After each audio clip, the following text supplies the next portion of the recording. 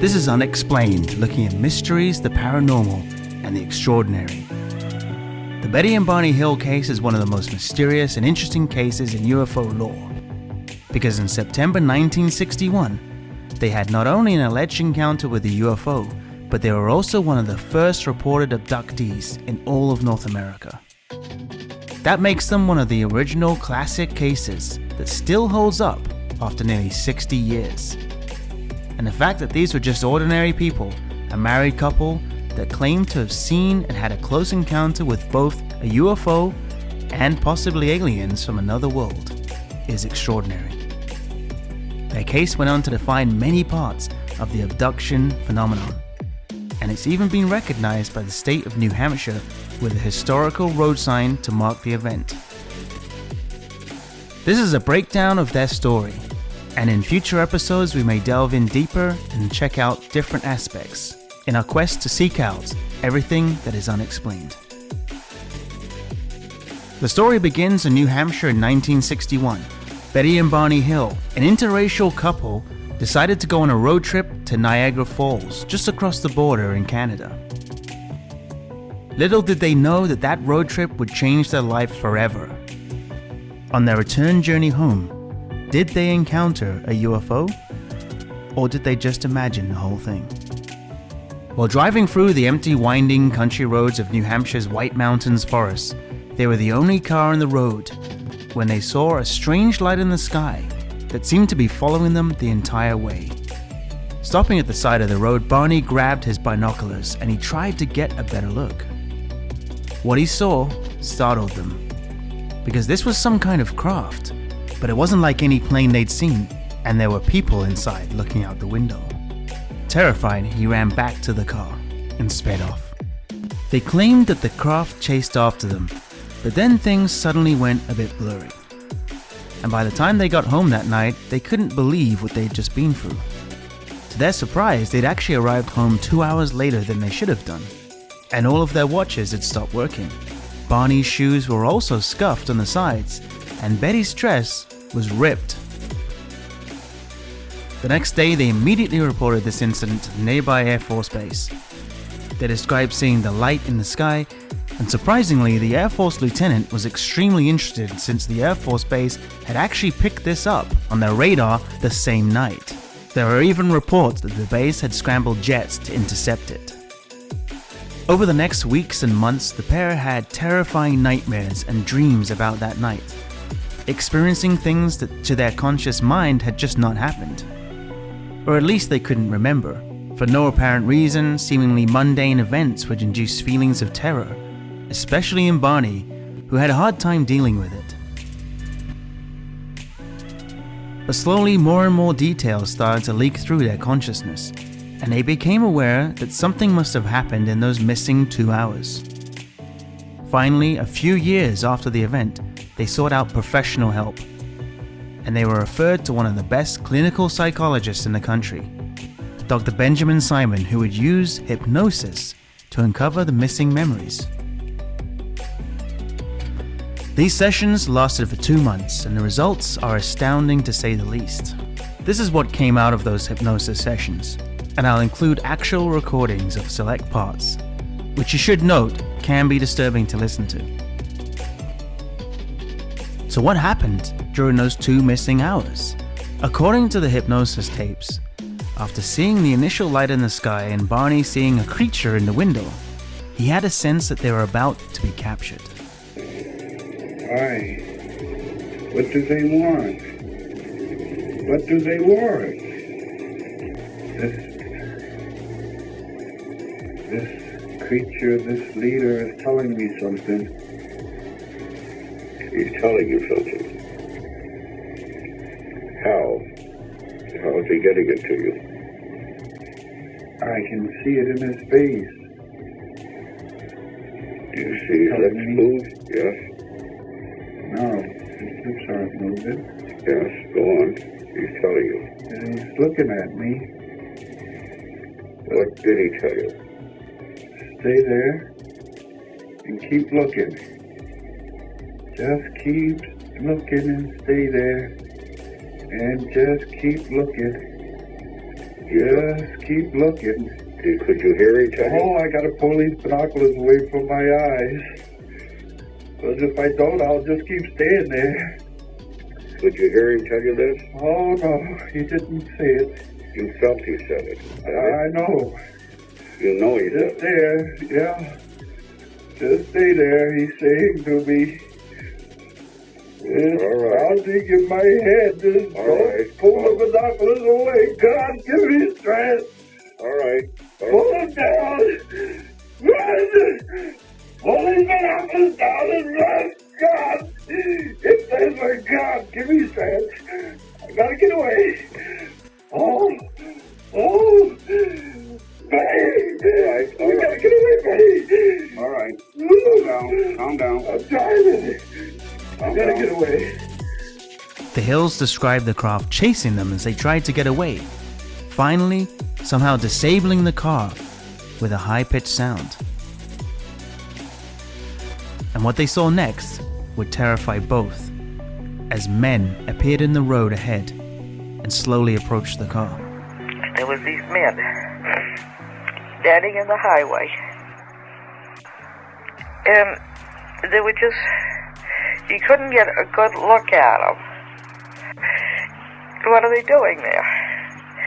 And Barney, of course, had to stop, and then he stops the car, and these men started to come up to the car.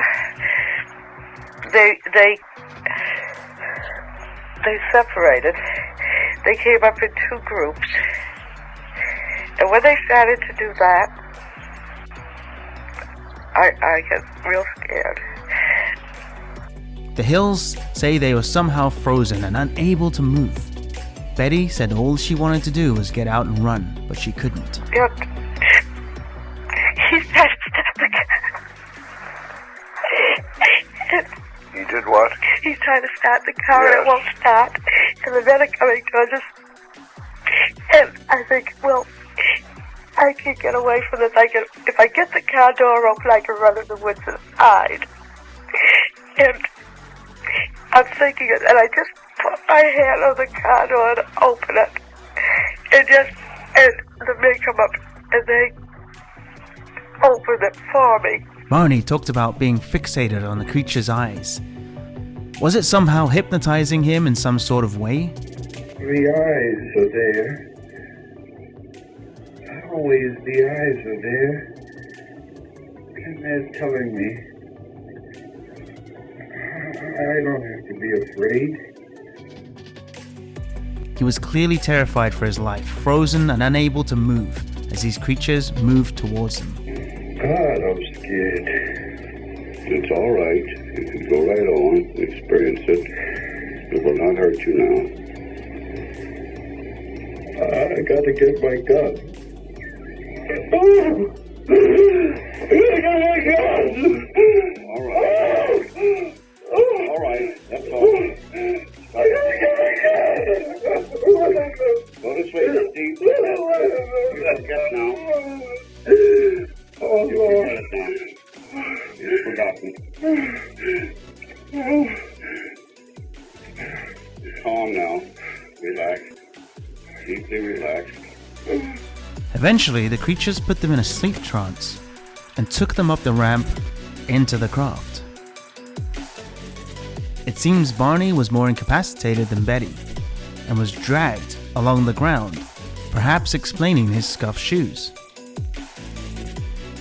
Meanwhile, Betty walked up the ramp all by herself until she realized what was happening and started to resist, getting into a brief scuffle with the creatures, which apparently is when her dress was torn. And I wasn't sure what was going to happen, and we kept walking, and the body was still asleep, and then You mean he was walking in his sleep? Yeah, he was just like sleepwalking. These men spoke good English? Only one spoke, the one who was on my left. They're taking me up to the object. Now, I don't want to go on it. I don't know what's going to happen if I go on it. I don't want to go. Inside, they were separated into different rooms, where they describe having examinations taking place in them. During the exams, the beings removed both Betty's and Barney's clothes, took hair, skin, and nail samples.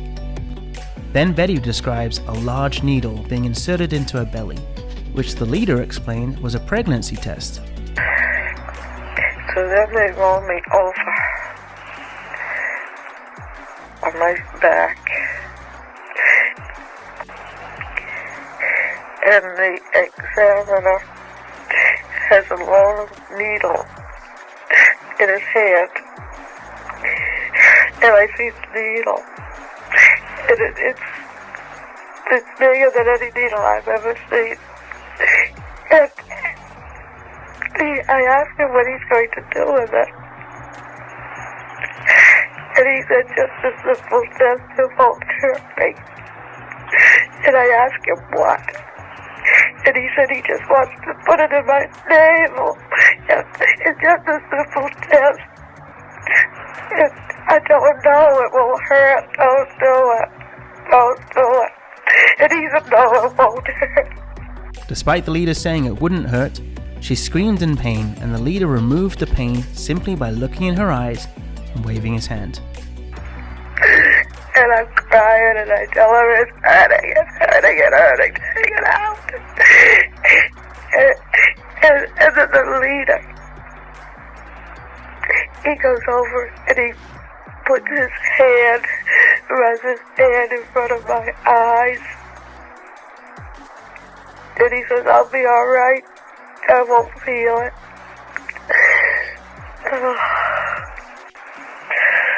And all the pain goes away. Barney, on the other hand, was pretty much unconscious the entire time while he was being examined. But Betty had become more curious and asked the leader questions. The leader and me there. So there was a doctor there, you say? And the man who did the examining, he did the testing, and he left. And so there was just the leader and me. And so I felt,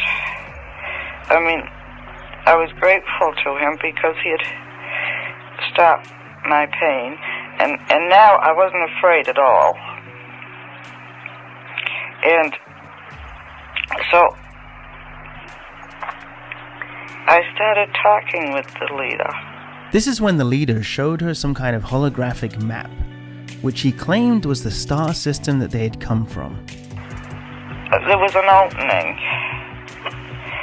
and he pulled down a map, and he asked me, had I ever seen a map like this before?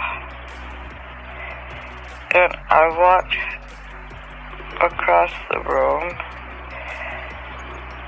and I leaned against the table, and I looked at it. And it was a map it was an oblong map. And he said that the heavy lines were trade routes.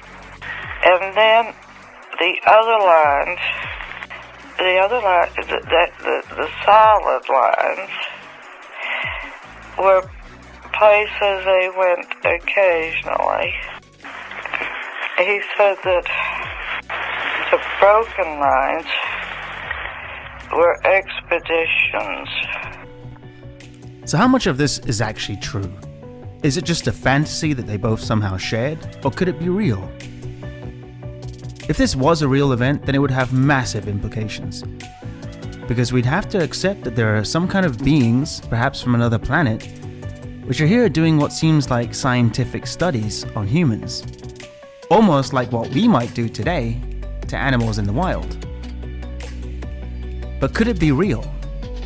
It's hard to know for sure, but one thing that really does stick out is the sheer amount of terror that Barney felt when he saw them coming on the road. Something like that is really hard to fake. And to me, it gives the whole story a bit more credence. And when you listen to his hypnosis tapes, you can hear something has scared the life out of him. The other thing that also stands out in this case is the fact that this was a racial couple during the early 60s. So they've already been likely persecuted, and so making something like this up really doesn't seem like a very good idea with the amount of scrutiny that it could invite. It's not the kind of thing that you would just make up. And when you look into the story, you find out that they didn't actually want this to get out. The story only came out when a journalist later dug into the records and he found the report they made to the Air Force Base. So they weren't trying to profit from this story, and they just wanted to make sense of what happened to them, which is why they seeked out the hypnosis and getting that psychological help. The other interesting thing is the fact that the craft was picked up on radar by the nearby Air Force Base, with records to support that. And it was rumored that they actually scrambled jets to intercept it, and they were very interested in Hill's story. Betty's dress had the rips and the stains, so could maybe be considered physical evidence. There was also the map that Betty drew, and it was later investigated by Marjorie Fish, who was a school teacher, who found a correlation with the map and Zeta Reticuli. Years later, Betty had a sculpture of the alien created, and this is what she says they look like. This really became the template case for future alien abductions, seeing the lights in the skies, the paralysis, the mind control through the eyes, being taken on board, having experiments done. Could they have just inspired other people to imagine the same type of story? Or did they actually experience it themselves? And was it real? For now, it still remains unexplained. Let me know down in the comments below what you think. And if you haven't already, please like and subscribe for more future videos on mysteries, the paranormal, and the extraordinary, as we continue in our quest to seek out everything that is unexplained.